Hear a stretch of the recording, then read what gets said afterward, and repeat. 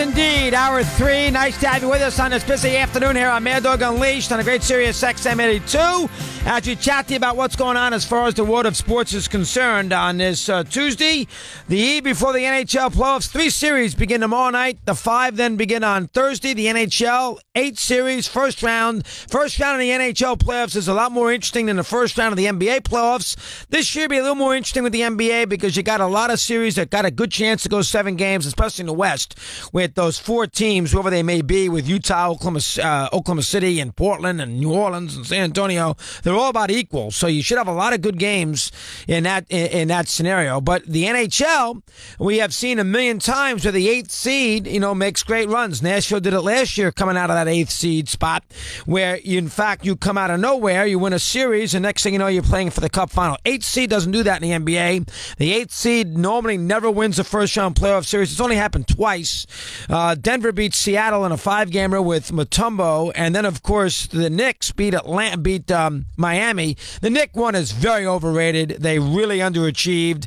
The Miami team overachieved with Riley. The Knicks underachieved with Van Gundy. The Knicks have better players than the Heat did, and then the Knicks beat them on the Allen Houston shot that rolled in, and that was a 5-game series and a classic 5 games with Riley against Van Gundy, and that was a 1-8. But normally that never, so you can throw that one out because the Knicks should have been, they were as good as Miami, is make a long story short. But so it never really happens. The NHL, this happens all the time. So that's why there's a little bit more drama as far as the NHL is, their postseason to me.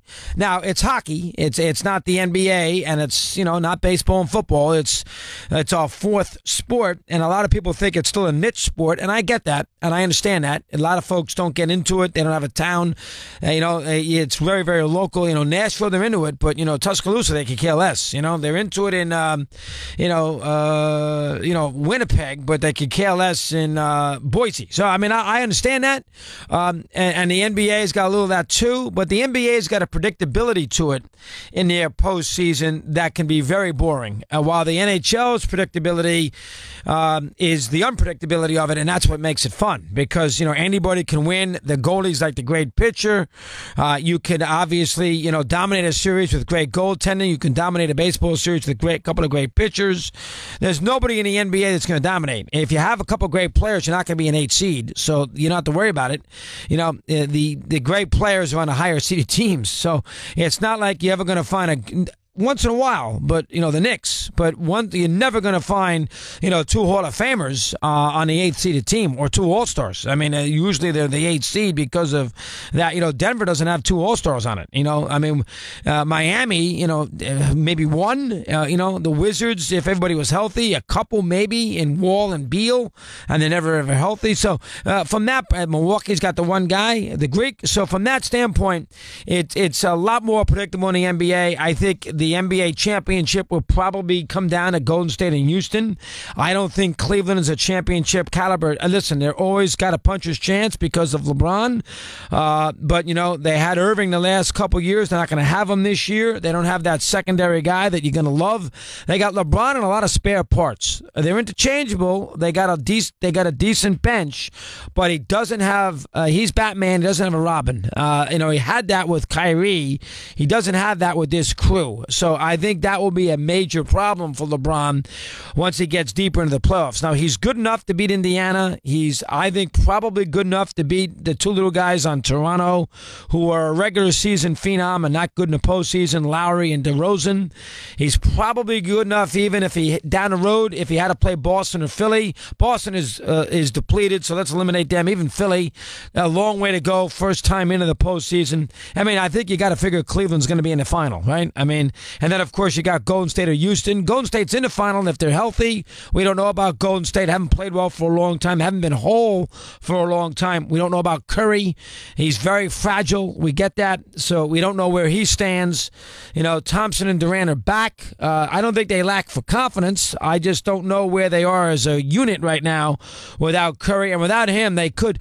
They still could win it all, but without Curry, they probably can't win a championship. I don't know but again, I don't believe in Houston either. So, I think Houston will be interesting. So the NBA probably will come down to a Golden State-Houston Western Conference final, and the winner of that will probably win the championship, barring injury. down the road. Now, as far as the NHL is concerned, I mean, you could take a stab at a number of these teams. I mean, Pittsburgh, a three-peat, why not?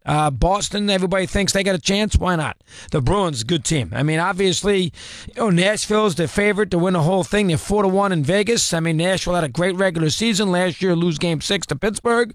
I mean, Nashville's got a little bit of everything. It's a hell of a hockey team. I don't even know that much about hockey. Everybody tells me Nashville's a great, great team. Winnipeg, a team we don't know that much about.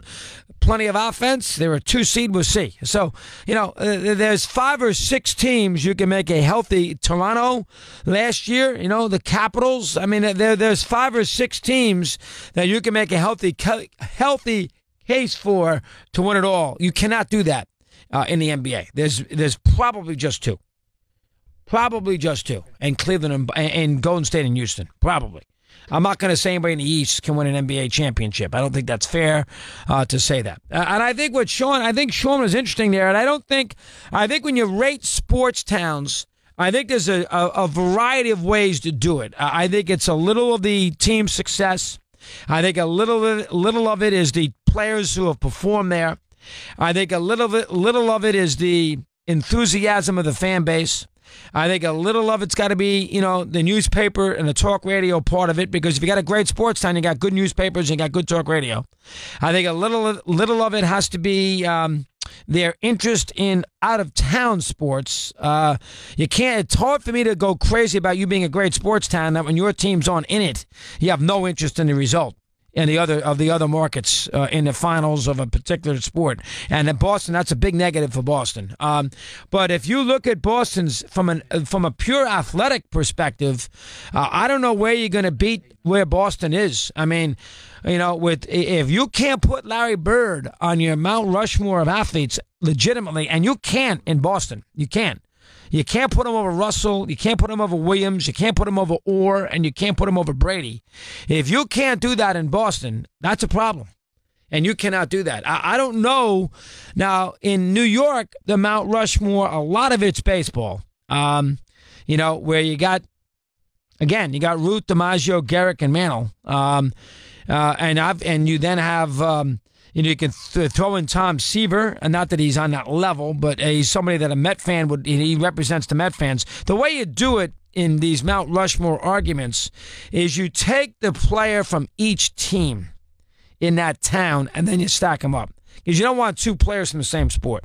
So in New York, you take Ruth, you take LT. I think you would. I think he's the best football player ever to play for the Giants. I really do.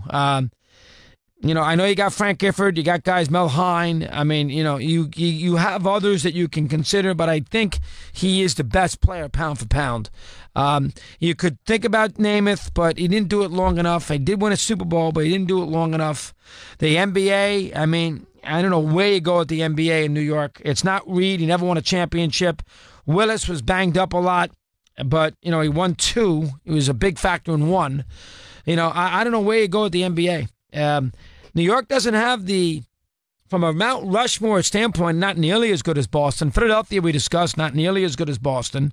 Chicago, they got the football, they got the Bay, they got Jordan. So there's no comp, there's nothing there that beats that. And they got football. You can come up with, Bears been around for forever. I guess Ernie Banks, which doesn't blow me away, but I guess Ernie Banks. I don't know, the White Sox, you want to put a White Sox in there? And then, of course, you got Bobby Hull in the hockey, which is quite good. Chicago's pretty good, but nothing is better than Boston. And that's something I hadn't really thought about. Nothing is better than, L.A., we discussed, it only goes in the 3 of the 4 sports, it only comes from 58 on. San Francisco, you got Mays, you got Montana. They don't really have Yeah, you can't put Curry up there yet, can you? Jeez, I don't know where you're going with the basketball. Rick Barry left, won a championship, and came back. I don't know where you're going with the NBA there. Durant was in Oklahoma City, so forget him. Curry down the road, you could probably consider. They don't really have a hockey one, so you got to put another. You could put another team's other player in. And see where you stand. You could put McCovey in there. I guess you could put Bonds in there, even with the steroids. You can consider Ronnie Lott and Steve Young. You could consider going way back to Y.A. Tittle. But you get the idea. Boston has got by far the best group. I can't think of. First off, you got to find a town that's got all 4 teams. That helps. I don't know where you're coming up with anything better than Boston. I don't see. Philadelphia doesn't stack up. Toronto doesn't have the other teams. I'm thinking of the big Northeast teams. Washington, D.C. All right, you want to do Washington, D.C. Water Johnson. NBA doesn't really have anything. Elvin Hayes, Wesley Unseld. Is that what you want to do? I don't. The football. There's plenty of football that you can come up with. Now they haven't won a ton of Sammy Baugh, Jurgensen. There's plenty of football that you can discuss.